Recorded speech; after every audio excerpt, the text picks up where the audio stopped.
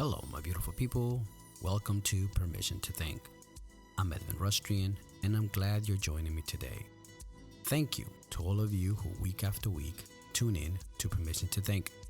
My desire is to push our thinking, encourage you, and remind you that there is always hope, regardless how bad things get. I hope this podcast has blessed you and added value to your life. As I ponder this week on the great things we are doing, I want to reiterate the passion and desire I have to serve you, to provide a different perspective, to raise questions that make us think, and give you some tools to help you in your journey of life. Our time together is about family, faith, and life. The many challenges, setbacks, and shortcomings that move us to think beyond our immediate circumstance and seek to answer the question, why? Why do I do what I do?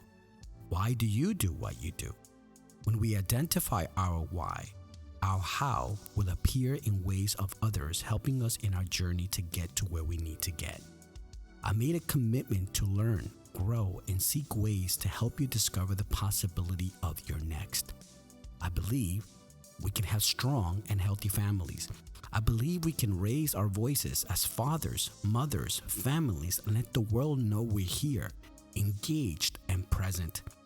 I believed in the impact we can individually make in our families, so collectively we can impact our communities, neighborhoods, schools, government, and institutions.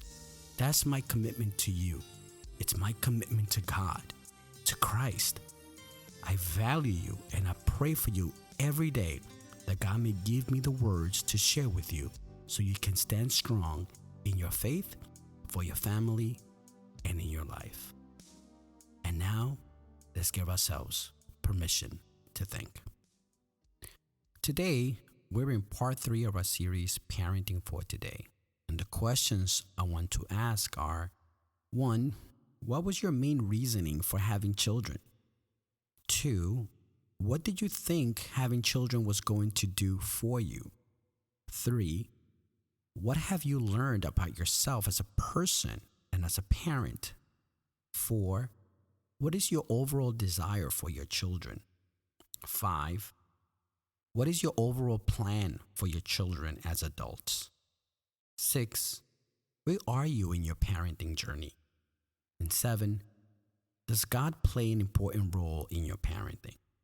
I know these questions are open-ended questions and there are no specific clear answers to any of these questions. However, these questions are intended for us to think and reflect on where we are in our parenting journey. Do you have a clear objective on why you are raising children and for what? I ask myself these questions over and over again, particularly this week as I ponder a lot on the question as to why I do what I do and what I'm doing it. So I made this connection also to parenting, right? Do you have a clear objective on why you are raising children and for what? In this case, your what question is just as important as your why question. I find that many parents are just trying to figure out how to get through the day and not focus on the why and what. Some parents are trying to keep food on the table and a roof over their children's head. Some parents run around taking the children from one activity to another. It never ends. They go from soccer to ballet. They'll go to piano lessons, guitar lessons.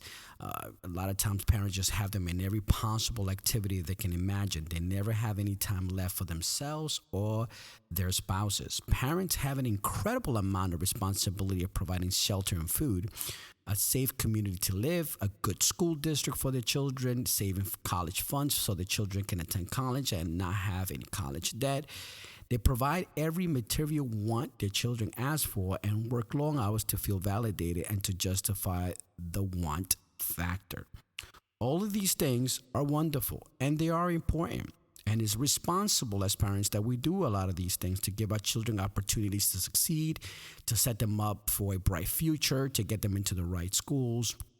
But it still doesn't answer the questions why or what. Here's another caveat. I've heard parents say, I gave my children everything they ever wanted. I worked so hard so they wouldn't have to. And look how they pay us. This statement I've actually heard parents make.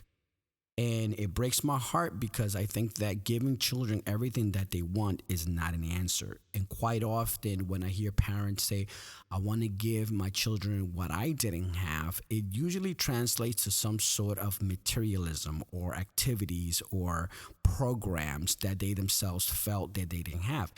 And that comes from a very good place. I really do believe that it comes from a very good place to give our children what we perceive that we didn't have. Maybe for me, since I love music and I love literature and art, for me those things are very, very important, but I didn't have a lot of that growing up. I came to that later on in my life, so I value that.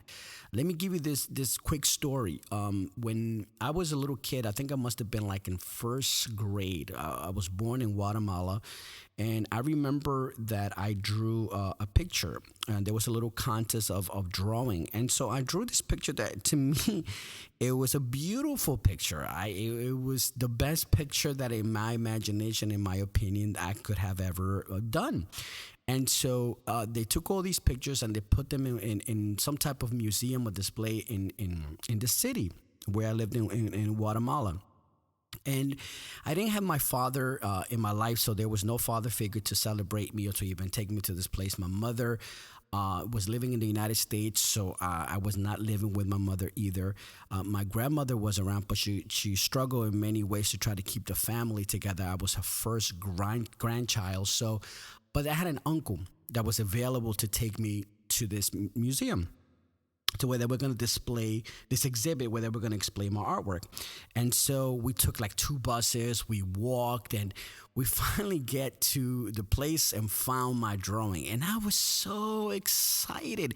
I was like so eager to show my uncle that my beautiful artwork. And I will never forget the words that came out of my uncle. And he said, that's your artwork? This is what you brought me here for? Really? With such disappointment and disdain, like, this is basically saying, this is garbage. And so my future as an artist, as a visual artist, went down the garbage, then down the drain. All my hopes and dreams were destroyed in that conversation. And I laugh at it now because of what I'm going to share with you next. And so along come my two children, and my oldest daughter, she is incredibly gifted in visual arts, as both of them are. And I remember in fifth grade, she had won an award from the state of New York, and they displayed her work in this beautiful exhibition in Albany, in which we drove for a few hours, the family, to go celebrate my daughter, right? And I get there, and that very image of me showing my artwork to my uncle, now I am taking my daughter to see her artwork displayed on a big screen and on the halls of this beautiful art gallery where it has her name. And I felt so complete. Like I felt like God just redeemed my childhood in that way, and seeing the accomplishments of my daughters and my children. And so I share that story to say this, that there are many things that in life we are trying to give our children as ways that we think that they may need because we didn't have the material element. And one of the things that I focused as a parent, as a father, has always been to encourage my daughters and to be there for them, to support them in the things that really matter. Not in the material things of substance, things that are going to be part of their character and their adult life. And so those words now, when I think about them and I look at my daughter, I find that it's a gift from God to allow me to see what can happen when you turn your life around and allow God to do beautiful things in your children. So again, remember, it's not about giving our children every material thing that we can conceive of what they want. Our children want us. They want a relationship with us, right? So here's your question. Why are you raising your children? What are you raising your children for? How do these statements sound to you? These statements are going to be sort of hard, so I want you to just follow my thought here, okay? Again, why are you raising your children? And what are you raising your children for? So these statements, how do they sound to you? I'm raising my children to be rapists and criminals. I'm raising my children to be drug users and drug dealers. I'm raising my children to be corrupt politicians and white collar criminals. I'm raising my children to be victims and blame everyone for where they are in life. I'm raising my children to depend on the government and every possible system. I'm raising my children to be irresponsible adults leaving unfathered children. I'm raising my children to be verbally and physically abusive to their spouses. If these statements sound harsh, then why do today's headlines sound very much like the list that I just shared, right? Why? Why do we have such a violent society? Why do we celebrate all the things that are just bad and morally wrong? Why does that get the platform? Are we creating children who are going to contribute and make this generation, the future ones, worse than we are today? Here are my examples of my why and my what's for my children, right? Because my wife and I had to sit down and we really have to think about what is our role as parents in our society? What is it that we are doing in this life? And what is our main goal in raising our daughters? Because if we don't think about these things, life gets away from us. We become so busy and active in all the things that we think are important that we neglect our most precious gift that has been given to us, our children. When we don't spend time with our children are going to seek it somewhere else. When we don't have conversations with our children are going to seek it from some other place.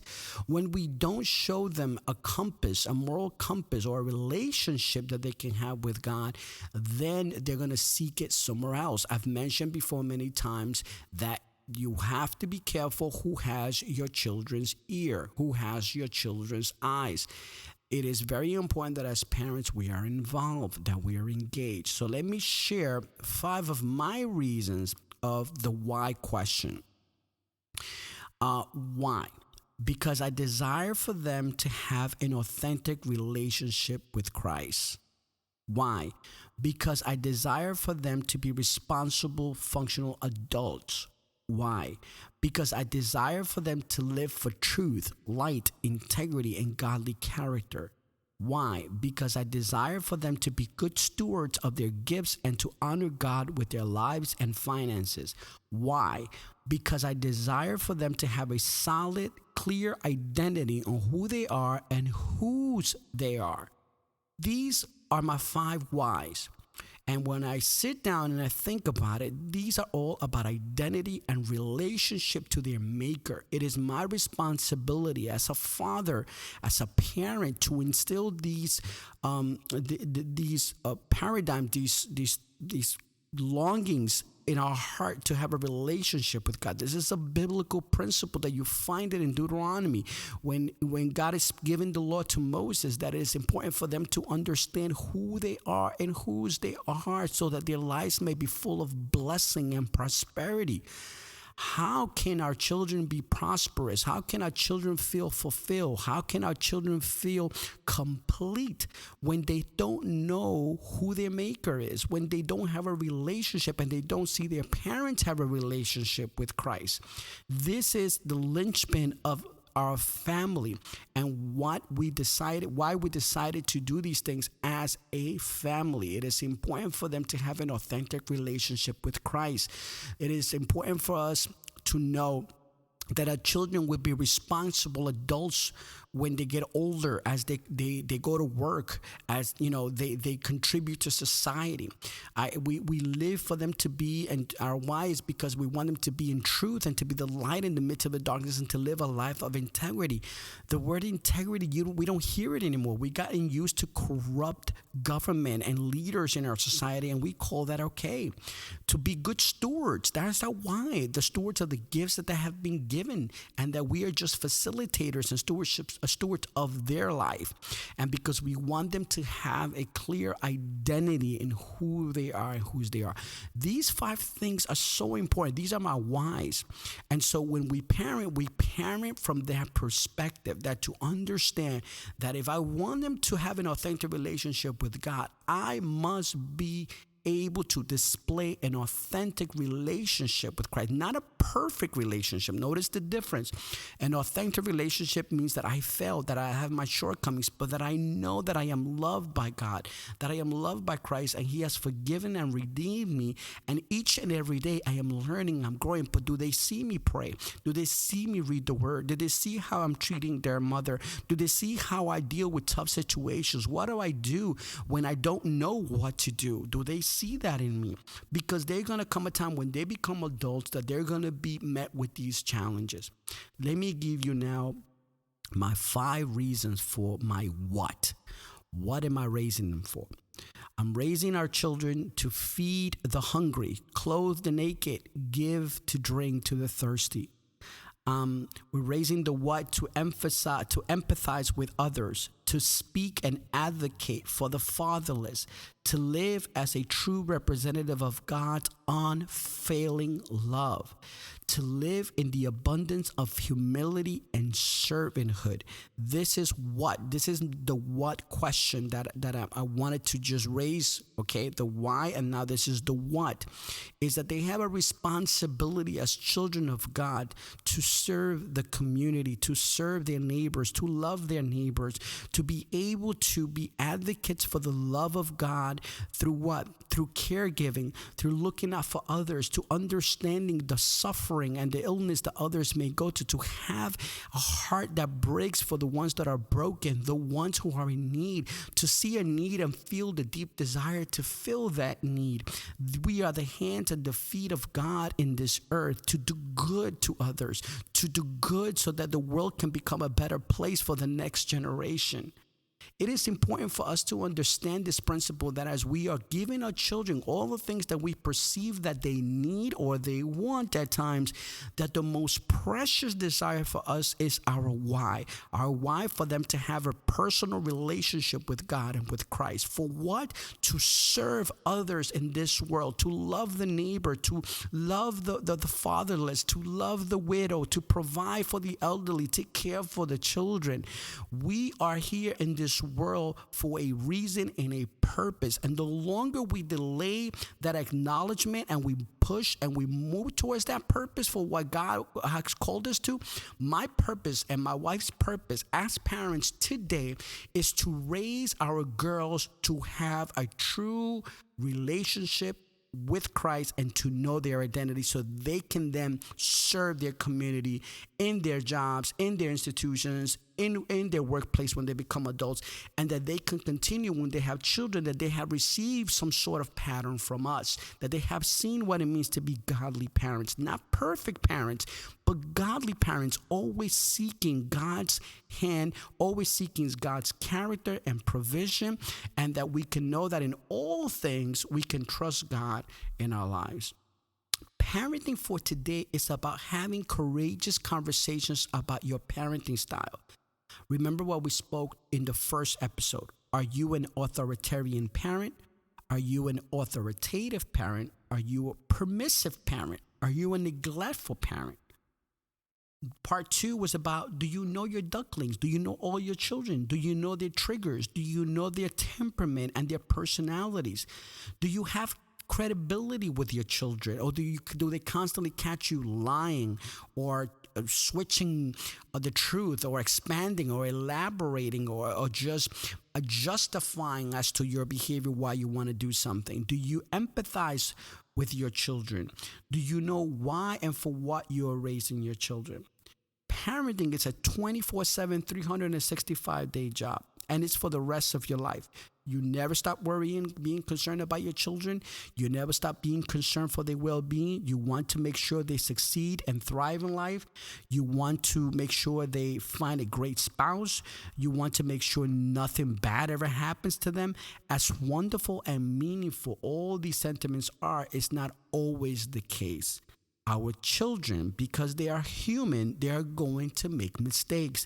They are going to have poor judgment calls. They are at times going to be influenced by others who may not have the same life compass you have tried to impart in them. They are going to fall. They are going to fail. They are going to be confused and worried and full of fear. is in those moments where our children are not going to look for a judge in us. They are going to look for someone who is going to be there and listen and help them find their way home. I cannot emphasize this enough. It is important that our children know that we are in relationship with them. And in a relationship, we acknowledge the flaw of humanity. We are flawed. I make mistakes each and every day. And at times, I have to ask my own children for forgiveness. I have to ask my wife for forgiveness. I have to ask people who sometimes abruptly I may say something or do something that is out of character. But part of being a model of that is that I must acknowledge who I am as a person, who I am as a parent, and constantly be able to show a growth mindset in my relationship with my children and my relationship with God. And this is the reason, again, is creating good habits, is creating good opportunities for our family to grow. This is a priority in my home, right? This is why we pray together, to give our children a roadmap to find their way home. This is why we read the scriptures, so they can read and learn of God's forgiveness and unfailing love. This is why we have dinner at the table, so we can engage in philosophical, intellectual, spiritual conversations about life. As a parent, you have a great challenge ahead of you, but you're not alone. You have a community of believers, of imperfect people who are eager and willing to help you in your journey. You'll be surprised when you ask someone for help, or you ask people for help, people will show up. In the midst of the chaos that we see in life, we can see in our present generation the worst of humanity, but we can also see the best of humanity. And I truly believe that when we are in a dire need and we need help, people will show up to help us.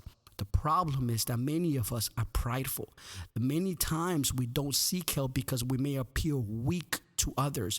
We want to give the impression that we have it all together and that we have all the answers, and yet we are not humble enough to say, in this particular area, I need some mentoring. I need some parenting help. I need some financial help. I need to figure something out. And so it is important for you to understand that in your journey of life, you're going to need people to help you. Don't be afraid or doubtful or fearful to ask those who are thriving in areas where you need support to help you. No one ever gets to anywhere they want to be in life by themselves and on their own. We all need help, to pray for you, to cry with you, and to remind you of God's love for you and your family. God is a generational God. What you do as a mother or father matters. It matters greatly to your children, and God's blessings over your next generation starts with you. Let me say that again. God's blessing over your children begins with you. Okay? Please meditate on that. Please give yourself permission to think about that. What you do as a father right now in this generation with your children will mark your children and your children's children. It is important that you make a definitive decision as to the direction and the paradigm that you're going to live your life. It's going to mark your children on how they're going to become and conduct themselves as adults. If I go back and read again, the reasons of why we have in our generation criminals and all these types of negative behaviors that we see and undesirable behaviors in our generation, I really believe that these children who became adults are just reflecting the mere matter of the heart of their parents or their society. And you might be the exception. There might be an exception to, and I heard this story before where someone shared with me, I came from a really solid home. My parents were well-grounded. They gave me a great education. They taught me the values of life. And I just got connected with the wrong people at the wrong time, ended up in jail, made some wrong decisions, and I just messed up my life. Maybe that's you. But the truth of the matter is that if you're having that conversation with yourself and you're reflecting on those very things, it means that there is a conscious, there's an awareness that somewhere down the road you veered off. And God is perhaps providing this opportunity to rethink your life and allow him to come into your life and to rebuild your life to what he desires for you. As it says, that God's plans for us is what? To bless us, to prosper us, not to hurt us, not to harm us. And yet we veer off the path because we are too prideful to come and say, I want to do it my way, not your way. There is a current need in our generation, of our children today and our society today, to bring back into shift, into alignment, our conscious and our spiritual, because we are spiritually bankrupt. In the Bible, there is a great story, the story of Joshua, who God called to be Moses' successor. After, if you know the story well, after they enter the promised land and God leads them to fight and win the battles before them, they are now in full possession of the land. And these are Joshua's words to the nation of Israel. This part of the story is found in Joshua 24:15. Verse 15 says, "But if serving the Lord seems undesirable to you, then choose for yourselves this day whom you will serve. Whether the gods of your ancestors served beyond the Euphrates, or the gods of the Amorites in whose land you are living. But as for me and my household, we will serve the Lord." We are living in perilous times. We need fathers, mothers, communities, church leaders. We need men, real men and women, to be of great impact in our homes, in our communities. Our children are confused, are being indoctrinated in many ways. We need real pastors, real church leaders, real community leaders, real men, real women, real mothers and fathers to step into their God-given role and take charge of their families and let everyone know that we are present, that we are not absent, that we're not permissible, neglectful parents. As for me and my house, we will serve the Lord. I don't know about you or the direction that you want to go into and how you want to raise your children, but we cannot leave behind unfathered children. We cannot lose an entire generation because our desire to just leave women pregnant and abandoned to fend for themselves was in style or was promoted in some rap video, some music video, or whatever MTV or whatever thing came about. We have to be responsible to be actively present in our children's lives. As an educator, I know the impact that I can have on children, and I use it to a way that I can empower children to see the greatness that is in them and the possibility that they can accomplish anything they want in their lives. I speak life into our children. I speak positive into the children. I know why I am here. I know why I was created, and I was put in this generation and at this time to play a very vital role into our society, to raise my voice and to say, we fathers, we matter. Mothers, great mothers, you matter. The family matters.